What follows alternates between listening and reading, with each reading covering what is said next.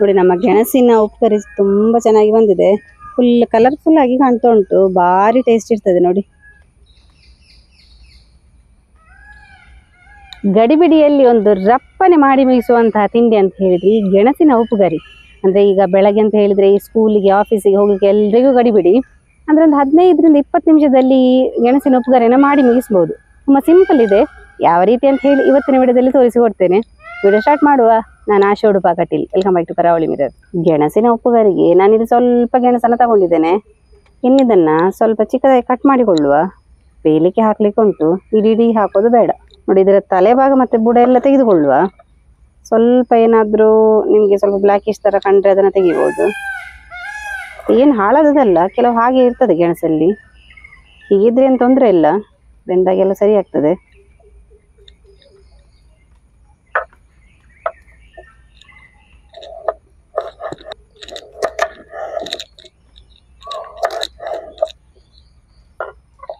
ಇದು ಚಂದ ಉಂಟು.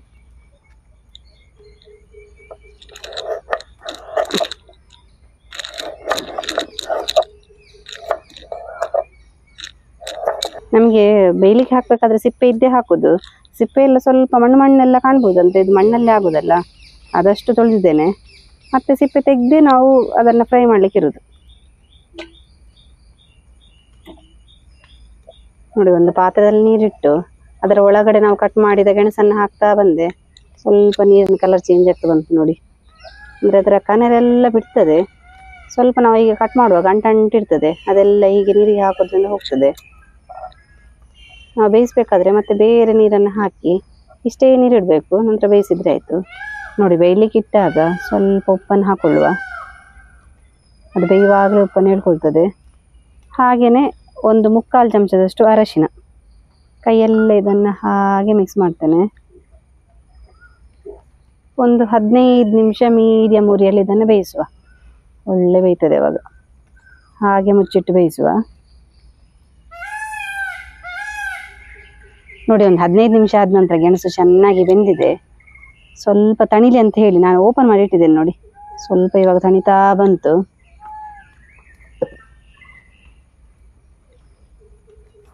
ಬಟ್ಟೆಗೆ ಹಾಕ್ತಾ ಬರುವ.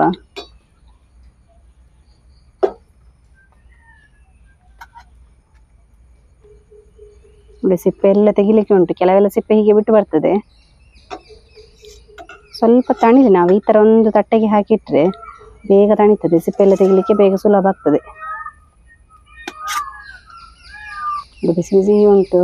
ನಿಧಾನಕ್ಕೆ ಇದರ ಸಿಪ್ಪೆ ಎಲ್ಲ ತೆಗಿಬೇಕು. ಅದು ಬೆಂದಾದ ನಂತರ ಒಳ್ಳೆ ಸಿಪ್ಪೆ ತೆಗಿಲಿಕ್ಕೆ ಬರ್ತದೆ. ಕೆಲವೆಲ್ಲ ಬೇಯ್ತಿರ್ಬೇಕಾದ್ರೆ ಸಿಪ್ಪೆ ಬಿಟ್ಟಿದೆ. ಇದು ನಮ್ಮ ಕಡೆ ಎಲ್ಲ ಮಕ್ಕಳಿಗೆಲ್ಲ ಕೊಡ್ತಾರೆ. ಚಿಕ್ಕ ಮಕ್ಕಳು ಒಂದು 3ರಿಂದ 4 ವರ್ಷ ಎಲ್ಲ ಇರ್ತದೆ ನೋಡಿ. ಆ ಮಕ್ಕಳಿಗೆಲ್ಲ ರೆಗ್ಯುಲರ್ ಆಗಿ ಕೊಡ್ತಾ ಇರ್ತಾರೆ. ಅಂದರೆ ತುಂಬ ಹೆಲ್ದಿ ಇದು ಗೆಣಸು. ನೋಡಿ ಈ ಥರ ಚಿಕ್ಕದಾಗಿ ಒಂದು 4 ಪೀಸ್ ಮಾಡಿದ್ರೆ ಸಾಕು. ನೋಡಿ ಒಂದೇ ಲೆಕ್ಕ ಬರಬೇಕಂತಿಲ್ಲ, ಬೇಗ ಕಟ್ ಮಾಡಲಿಕ್ಕೆ ಬರ್ತದೆ. ಇದು ಬೆಂದಿದೆ ಅಲ್ಲ.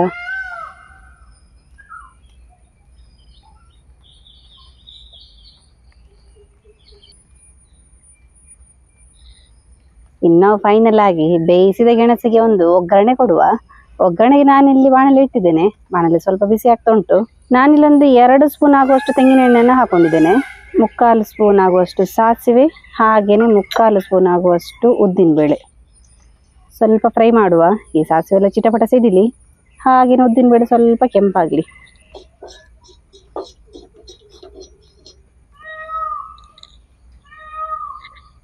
ನೋಡಿ ಇವಾಗ ನಾವೊಂದು 2 ಬ್ಯಾಡಗಿ ಮೆಣಸನ್ನು ಈ ಥರ ಕಟ್ ಮಾಡಿ ಹಾಕೊಳ್ಳುವ. 2 ಎಸಳು ಕರಿಬೇವು. ಅದು ಸ್ವಲ್ಪ ಉಬ್ಬಿ ಬರಲಿ.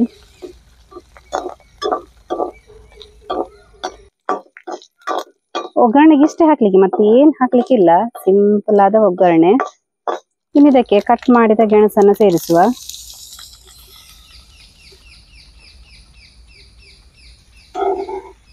ಚಂದ ಮಾಡಿ ಮಿಕ್ಸ್ ಮಾಡುವ. ಒಗ್ಗರಣೆ ಎಲ್ಲ ಕಡೆಗೆ ಬರಬೇಕು.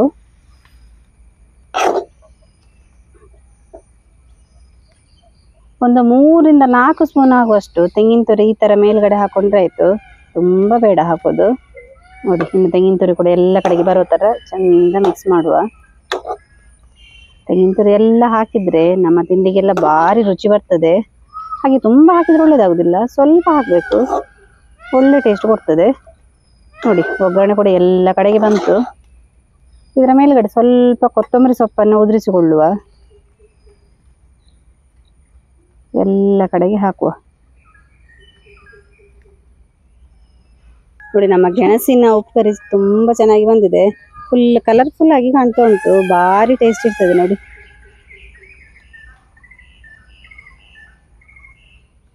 ನಮ್ಮ ಗೆಣಸಿನ ಉಪ್ಪುಕರಿ ಯಾವ ರೀತಿ ಬಂದಿದೆ ನೋಡಿದ್ರಲ್ಲ ನೀವೇ, ತುಂಬಾ ಚೆನ್ನಾಗಿ ಬಂದಿದೆ. ಎಲ್ರಿಗೂ ಇಷ್ಟ ಆಗ್ತದೆ, ಹೆಲ್ದಿ ರೆಸಿಪಿ ಕೂಡ. ನೀವು ಕೂಡ ಈ ವಿಡಿಯೋ ಇಷ್ಟ ಆದರೆ ತಪ್ಪದೆ ಮನೆಯಲ್ಲಿ ಟ್ರೈ ಮಾಡಿ, ಯಾವ ರೀತಿ ಬಂದಿದೆ ಅಂತ ಹೇಳಿ ನಮಗೆ ಕಮೆಂಟ್ ಮೂಲಕ ತಿಳಿಸಿ. ಹಾಗೆಯೇ ಈ ವಿಡಿಯೋ ಇಷ್ಟ ಆದರೆ ನಿಮ್ಮ ಫ್ರೆಂಡ್ಸ್ಗೆ ರಿಲೇಟಿವ್ಸ್ಗೆಲ್ಲ ಹೆಚ್ಚು ಹೆಚ್ಚು ಶೇರ್ ಮಾಡಿ. ಯಾರಾದರೂ ನಮ್ಮ ಕರಾವಳಿ ಮಿರರ್ ಚಾನಲ್ನ ಸಬ್ಸ್ಕ್ರೈಬ್ ಮಾಡಲಿಲ್ಲ ಅಂತ ಹೇಳಿ ಆದರೆ ಮಾಡಿ. ಹೀಗೆ ನಾವು ಇಂಟ್ರೆಸ್ಟಿಂಗ್ ವಿಡಿಯೋದೊಂದಿಗೆ ಮುಂದೆ ಸಿಗ್ತಾ ಇರ್ತೇವೆ. Thank you.